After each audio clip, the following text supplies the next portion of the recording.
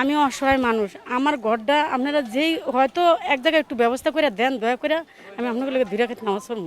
আমি রোজা হয়ে কই, আমার দেশবাড়িও জায়গা জমি নিয়ে, আমার স্বামী একটা শ্বাসকষ্ট, আমার ছেলেও শ্বাসকষ্টের রুগী, আমি বুড়ো মানুষ।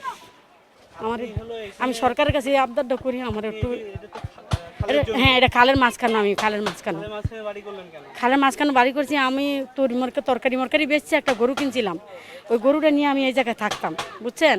তা আমার গরুটা মারা গেছে গা, এখন আমারও বয়স হয়ে গেছে গা, গরুটা 1,90,000 টাকা কইছিল। এই হাউজিনের সবাই জানে আমার গরুটা মারা গেছে গা।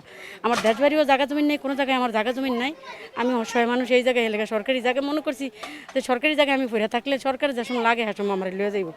আর আমি একজন হ্যাঁ নামটা আমি ভুলে গেছি, হ্যাঁ উনি আমার বলছিল যে দেখেন, আমি উনির আতফা ধরছিলাম যে আঙ্কেল হ্যাঁ ও সরকারি লোকই আসিল, যে আমার একটু জায়গা দেন। তখন হ্যাঁ উনিও আমার বলছে এই জায়গায় থাকেন গা, সরকারের লোকেরা যদি আয় তা আপনি সরে দেন। তো এখন আমি সরকারি লোকের কাছে একটু আবদার করি, আমার অন্য জায়গায় একটু সরকারি জায়গা ব্যবস্থা করে দেন, আমি অসহায় মানুষ, অন্য জায়গায় একটু ব্যবস্থা করে দেন, আমি আপনাদের জন্য 2 রাকাত নামাজ পড়ব, আমি তাহাজ্জুদে। এখন যে সিটি কর্পোরেশন থেকে আসছে, হ্যাঁ, এখন আমার যাওয়ার মতন কোনো জায়গা নেই, আর ভাড়া থাকার মতনও সামর্থ্য নেই, বুঝছেন। ভাড়া থাকার মতন সামর্থ্য নেই। আমার স্বামী 10-11 হাজার টাকা বেতন পায়, আমার স্বামীর প্রতি মাসে ওষুধ লাগে 2-3 হাজার টাকা, আমারও ওষুধ লাগে, বুঝেন নাই। তাহলে ঘর ভাড়া দিয়ে আমি সেবারির আমার থাকার দরকার সেবারিট, আমার একটা আলাদা গোসলখানা লাগে, আলাদা বাথরুম লাগে, কারণ আমি 5 ওয়াক্ত নামাজ পড়ি, একটু পর অজু করি, বোঝেন নাই। আমরা তো সেবারিট বাসায় রাখা যায় না, আর আমার স্বামীর ওই সামর্থ্য নেই, এখন এটা উঠাই দেবে, এরপর কোথায় যাবেন?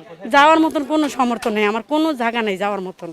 এই কারণে আমি আপনার কাছে বারবার করে মান্যতি করতেছি, আপনারা যদি কোনো জায়গায় একটু ব্যবস্থা করে আমার দিতে পারেন, আমি আপনাকে জন্য 2 রাকাত নামাজ পড়ব তাহাজ্জুদে, যদি একটু ব্যবস্থা করে দিতে পারেন।